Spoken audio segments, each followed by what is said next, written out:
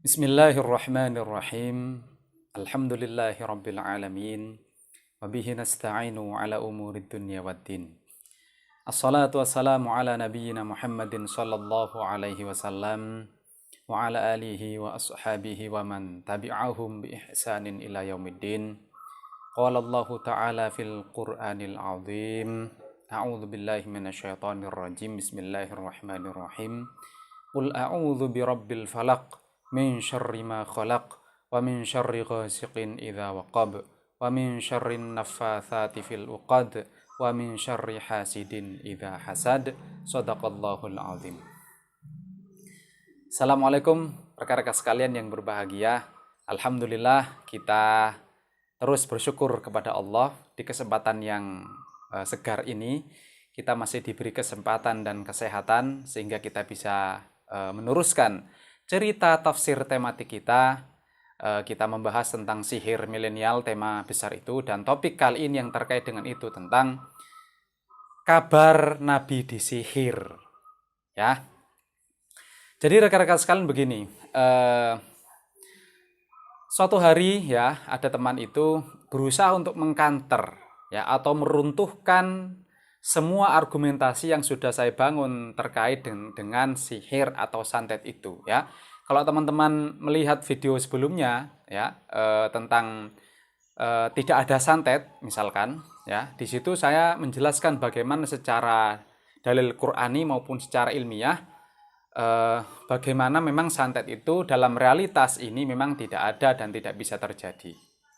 Nah, teman kawan atau kawan saya itu mencoba untuk mengkanter itu semua dengan mengutip sebuah ayat di dalam Al-Quran. Dia mengatakan bahwasanya sihir itu memang ada. Jadi sihir yang magic, yang keluar dari sunatullah hukum alam itu memang bisa terjadi. Kemudian dia mengutip surat Al-Falaq yang sudah saya baca di depan tadi ya, surat ke-13 dalam mushaf Utsmani itu ya. Qul a'udzu birabbil falaq. Katakan wahai Nabi, aku berlindung kepada Allah dari Tuhannya subuh. Min syarri ma khalaq, dari kejahatan, dari semua kejahatan yang dibuat oleh makhluk. Wa min syarri ghasiqin idza waqab, dan dari kejahatan malam apabila telah gelap gulita. Wa min syarri naffatsati fil uqad. Kalau kita mengikuti terjemahan biasanya, wa min syarrin naffatsati fil uqad, dan dari kejahatan perempuan-perempuan tukang sihir yang meniup pada tali-tali buhul atau pada buhul-buhul tali, ikatan talinya itu loh yang biasa diikat, misalkan ikatan mati itu kan ada buhul-buhul itu membentuk buhul-buhul ya. Wa min syarrin naffatsati fil uqad wa min syarri hasidin idza hasad, dan aku berlindung kepada Allah dari kejahatan orang yang dengki ketika ia dengki. Ya. Nah, rekan-rekan sekalian, menurut kawan saya itu surat Al-Falaq itu adalah bukti bahwasanya sihir atau santet itu memang benar-benar ada katanya. Terutama ketika redaksi wa min syarrin naffatsati fil uqad, yaitu kejahatan perempuan-perempuan tukang sihir katanya ya, yang meniup pada buhul-buhul itu. Nah, rekan-rekan sekalian, jadi surat Al-Falaq itu surat Al-Falaq itu sering dijadikan kanter memang bahwa atau dijadikan dalih bahwasanya santet atau sihir itu memang ada ya. Biasanya memang digabungkan dengan surat ke-114, surat terakhir dalam mushaf Utsmani itu, yaitu surat An-Nas ya. Kalau surat Al-Falaq itu 5 ayat, sedangkan surat An-Nas, surat ke-114 ini, itu terdiri dari 6 ayat. Sehingga kalau digabung antara surat Al-Falaq dan surat An-Nas, itu menjadi 11 ayat. Nah, karena sepaket itulah ya, biasanya langsung diberi nama Al-Mu'awwidhatain. Al-Mu'awwidhatain. Jadi, 2 surat meminta tolong kepada Allah ya. Jadi kalau kita tidak mempersalahkan minta tolongnya kepada Allah ya, jelas kita secara hakikat itu memang minta tolong kepada Allah, ini nggak ada masalah. Yang kita buat masalah di sini adalah tentang betulkah ayat itu adalah legitimasi atau pembenaran bahwa sihir yang keluar dari sunnatullah atau santet yang dipahami oleh orang Jawa, orang Nusantara ini itu benar? Ya, apakah betul itu? Ya, kita akan lihat nanti ya. Nah, rekan-rekan sekalian, memang terkait dengan surat itu itu memang ada asbabun nuzulnya. Ya, sekali lagi ini sudah hadis ya atau asbabun nuzul ya yang dianggap latar belakang turunnya ayat Al-Qur'an. Kalau kita belajar ulumul Qur'an itu ya. Jadi, ada dua riwayat memang yang katanya itu adalah asbabun nuzul dari surat Al-Mu'awwidzatain itu. Yang pertama yang bersumber dari Ibnu Abbas ya. Ibnu Abbas ini sahabat senior ya, sahabat yang wafat tahun sekitar 687 Hijrah. Ya, jadi sekitar 55 tahun setelah wafatnya Nabi. Ya. Itu riwayat pertama bersumber dari Ibnu Abbas, ya. Yang kedua bersumber dari Anas bin Malik. Anas bin Malik ini sahabat junior atau sahabat kecil yang wafat tahun 709 Masehi, ya. Ini sahabat kecil yang sejak kecil berkhidmat kepada Nabi, ya. Nah, begini rekan-rekan sekalian. Jadi surat Al-Mu'awwidzatain itu ada yang bilang dia surat Makkiyah, tapi ada yang lain mengatakan ini surat Madaniyah. Yaitu surat Makkiyah maksudnya surat yang turun ketika Nabi sebelum hijrah ke Madinah. Ya, 13 tahun pertama sebelum Nabi hijrah ke Madinah itu namanya surat Makkiyah. Tapi ada juga yang mengatakan Mu'awwidzatain ini surat Madaniyah, yakni turun setelah Nabi hijrah ke Madinah. Ya. Nah, tadi sudah saya sebutkan bahwasanya ada dua riwayat yang katanya asbabun nuzul dari ayat itu. Ya. Yang pertama yang bersumber dari Ibnu Abbas. Nah, diceritakan bahwasanya yang bersumber dari Ibnu Abbas dulu ya ini ya. Diceritakan suatu hari Nabi itu sakit keras. Ya. Kemudian ada dua orang malaikat, yang satu itu berdiam di sebelah kepala Nabi, yang satunya lagi itu berdiam di dekat kaki Nabi. Nah, kemudian salah satu dari malaikat itu bertanya kepada malaikat satunya, kenapa ini Nabi kok sakit keras seperti ini? Nah, kemudian oleh malaikat satunya dijawab, ini Nabi ini kena santet, kena sihir, katanya. Lalu ditanya lagi, siapa yang menyihir? Kemudian malaikat satunya menjawab, menyebut nama orang. Yang menyihir Nabi adalah Labid bin Al-A'sam. Labid bin Al-A'sam Al-Yahudi, katanya. Jadi itu yang menyihir Nabi. Labid bin Al-A'sam Al-Yahudi, ini orang laki-laki. Ya. Dengan apa dia menyihir Nabi itu? Dengan apa dia menyentet Nabi? Ditanya lagi oleh malaikat satunya. Dijawab lagi oleh malaikat satunya. Dia itu menyentet Nabi dengan buhul-buhul atau dengan tali yang sebuah tali yang ada 11 ikatan atau buhul, ada 11 ikatannya atau 11 buhul di tali itu yang disimpan di sebuah sumur, di dalam sumur keluarga si Fulan katanya, yang disimpan di bawah batu. Nah, kemudian Nabi tahu itu berdasarkan informasi malaikat tadi, kemudian diperintahkanlah oleh Nabi untuk mengambil santet atau sihir itu di sumur, ya.